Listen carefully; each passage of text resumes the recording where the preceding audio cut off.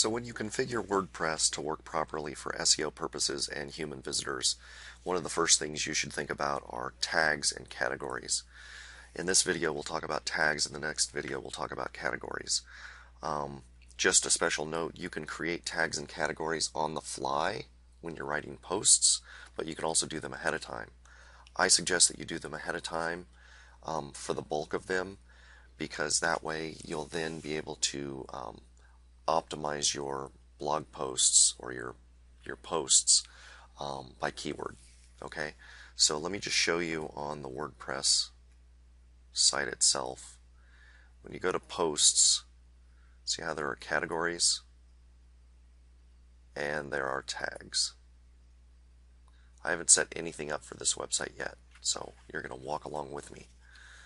So the first thing we want to talk about is tags. So think of tags in this way.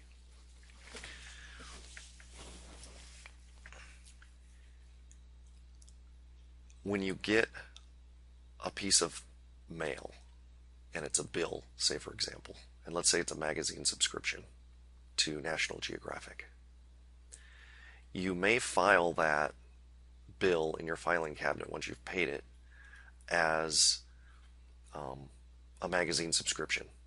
That would be your category. You would further file that in a subfolder as a National Geographic subscription, and that would be your tag. So tags are more granular than categories. Categories are more broad-based.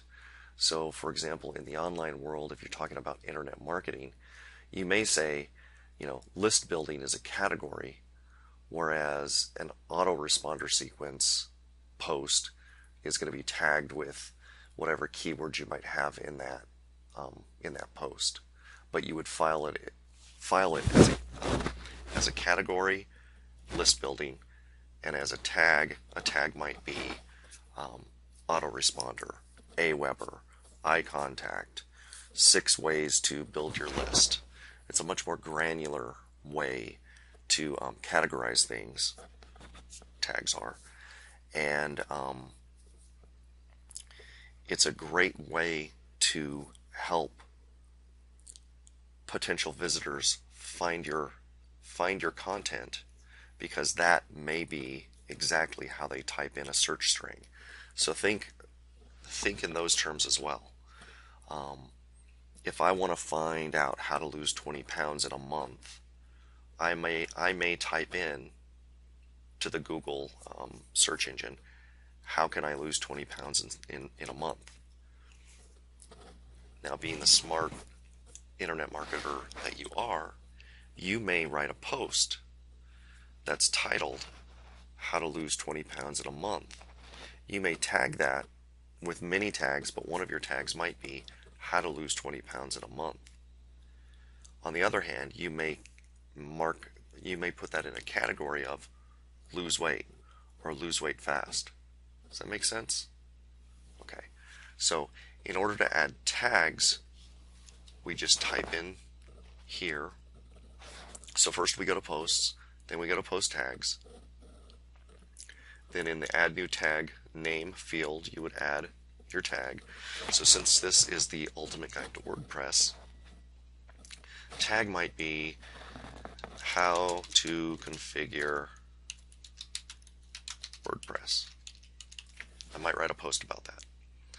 And then all I really need to do, you can fill in the slug. The slug will just be really a concatenation of these words with hyphens. And then you can put a description in there, but it's not necessary. Okay, add new tag. Watch over here what happens. Here's your new tag. If I were to go make a post by adding new,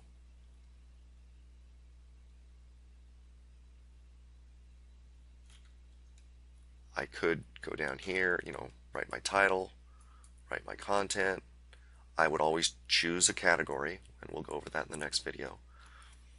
And then I can click on this link to choose from the most used tags.